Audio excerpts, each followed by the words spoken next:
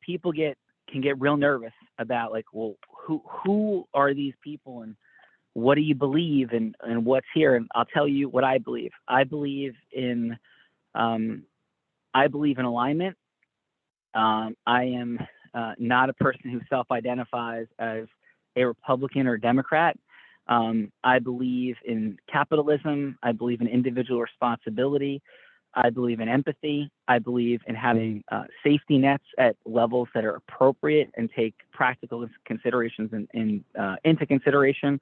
I believe the safety nets we've created for people, as somebody who's had family members of all sorts have come for not for money, that the safety nets we've created have been wildly inefficient, have actually created in many situations enormous amounts of harm and enormous amounts of good. I had a disabled grandfather who got Social Security benefits, and I'm real thankful that they were there, because if they weren't there, I don't know what would happen to my own family.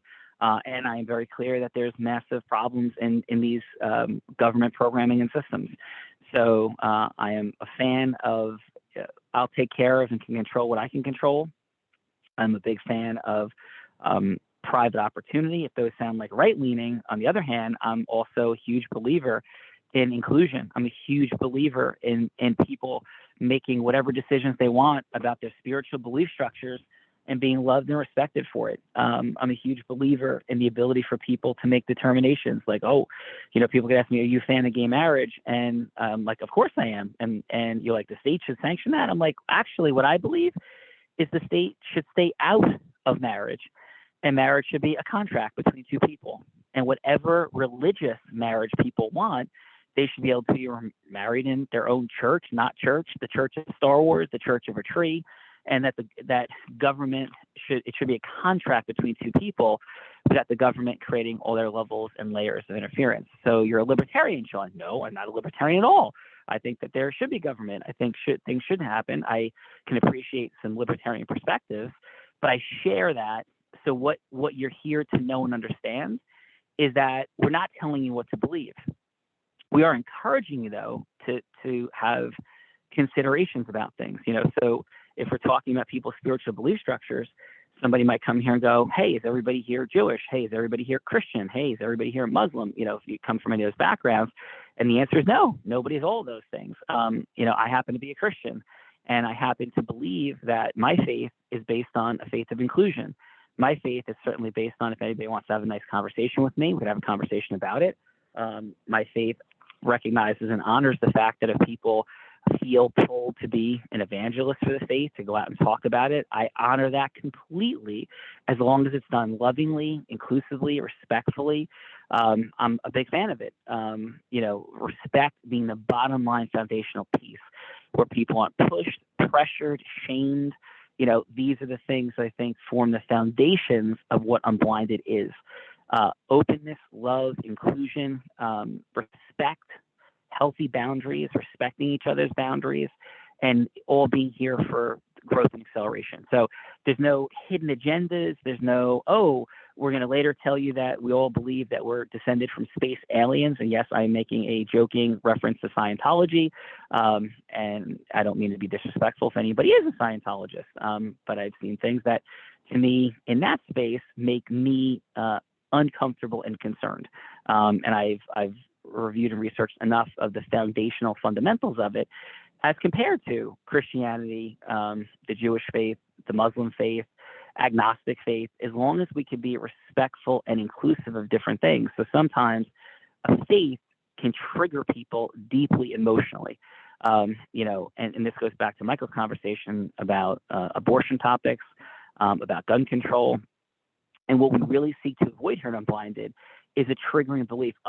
Somebody is a Christian, therefore they, hate gay people. Well, I'm a Christian, and two very dear friends of mine are Siri Lindley and Rebecca Keat, who are gay. And I have many friends that are gay, and that I love very, very dearly, and that I help in my Cali Christian Foundation. So let's not prejudge. Let's not, and if anybody's had experiences like that, I'm so sorry. But because somebody's had a trauma committed at the hands of a man, or trauma committed at the hands of a woman, It doesn't mean that all men or all women and of any ethnic or religious or national background equal that. And let's be loving, respectful, inclusive. Let's recognize patterns, patterns that matter. If we're going to decide, hey, let's have a very safe night, it will be very different to be walking down the streets of Long Beach Island, New Jersey, where I am right now at midnight, than it would be to be walking down the streets of Newark, New Jersey at midnight. Steph and I went and got pizza in Elizabeth, which is an offshoot of Newark, one night at midnight, and because we had a stopover, we're staying in the hotel for that night, and in Newark, and it was really scary. And it wasn't really scary because of people's race or national origin or religion. It was really scary because it was an economically challenged neighborhood. A guy in the store had guns exposed on him, literally out. The energy was aggressive, high level intensity. A couple of different incidents happened. There were people who are, sort of positioning themselves and acting in physically menacing ways. It's a whole lot different than walking into Long Beach Island at midnight.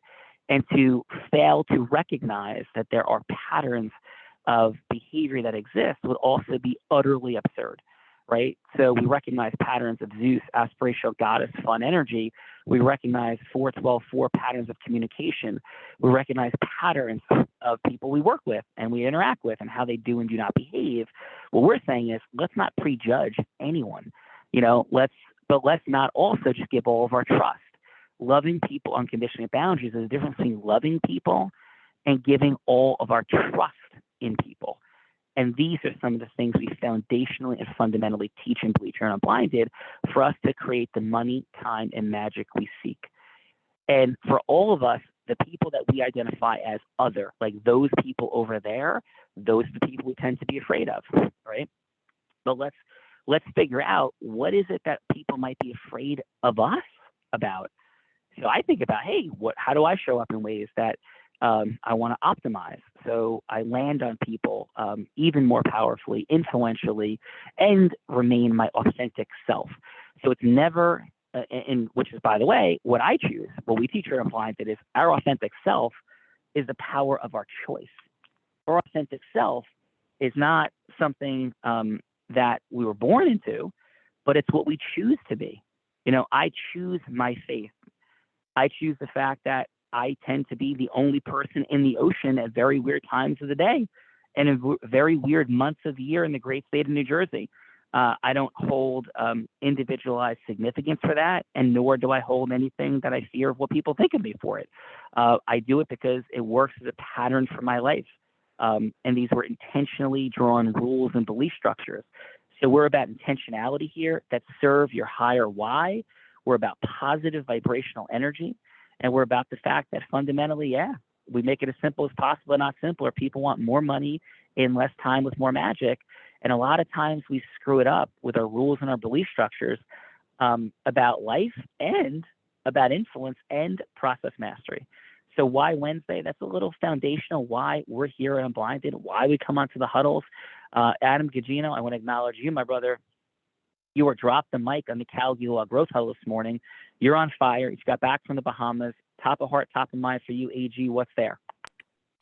Wow. Thank you for that. I want to acknowledge you. And I want to say, with regard to everything that you just said, what he said. and so much more. I mean, why, as you're speaking, I'm thinking, why would we ever want to label ourselves one thing that meant that all of our beliefs equal the same thing? And the one other word that you didn't mention, which, and I think I understand why, was unification. And it's not that we want to unify everybody on the same beliefs, but it is with the massive polarization that is present today. How do we align on more on our values, and how do we see the other perspective more, so we can become closer and unify even more? Even though we'll never all be unified, we'll always be different. There'll always be other perspectives and different politics, but how do we get closer together, not further apart? that would be my my takeaway. And here's like an interesting fundamental, dynamic. If somebody here believes that the only way to the afterlife is if you honor and pray to a tree, right? And if that's what they believe, what I think might be an interesting access is I don't really need to argue with them. And if it's like, hey, Sean, do you want to hear about the tree? I love you. Not really. It doesn't work for me at this point. I'm busy. It's not a priority of mine. I have what I believe in. I'm really appreciative. I respect what you believe in. And they're like, well, you're not going to go to the afterlife unless you believe in the tree. I have a choice how to react to it. But listen, I appreciate that. I'll take that into consideration. I honor what you believe. It's all good. Okay. But if you don't sit in front of this tree, in Lincoln, Nebraska for 6 hours a day, you're not going to go to the afterlife. Like, okay, if that's the case, brother, sister, I am not going to go to the afterlife. And I appreciate and respect that. I believe something very different than that, but I'm really happy you believe that. And what I really appreciate is if we don't talk, you could talk about the tree, all you want in the world, but my preference would be for having one-on-one conversations. I prefer not to talk about the tree, and that's cool. And if you want to tell me, a little bit here and there, how much the tree is meaning to you, that's great. You telling me I'm not going to go to the afterlife if I don't believe in a tree doesn't feel good for me. So let's please not say that. I appreciate that, even if that's your truth, which I honor. Like I could have that conversation. I have the power to have that conversation, and we all do. I have the power to do this also. Be like, how dare you? Who do you think you are? You're belittling me. You're putting me down.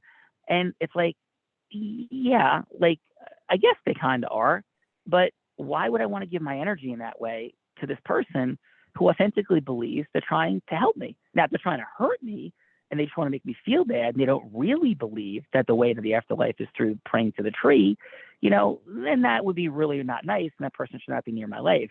But if we can create very respectful boundaries and we can continue to do business together or have fun surfing together, cool. Let's go surfing. Let's just not talk about the tree, because I really like hanging out with you. You're funny as heck, and I really enjoy surfing with you.